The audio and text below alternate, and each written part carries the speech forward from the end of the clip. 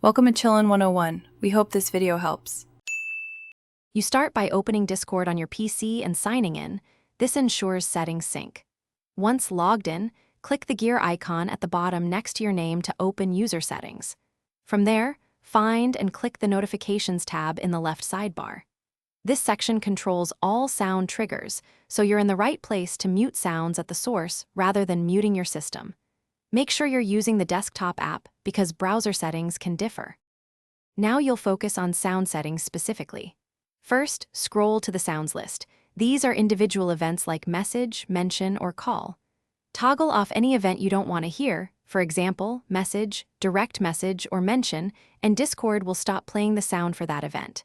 If the app offers a sound pack dropdown, choose no sound or remove the current pack to silence all sounds at once.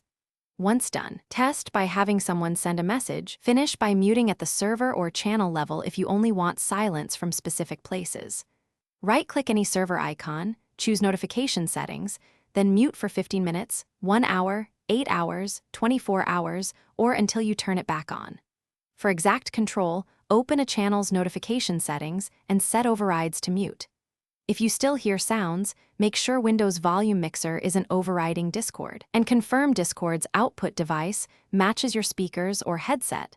That usually fixes lingering audio. Thanks for watching. Consider subscribing if we helped you.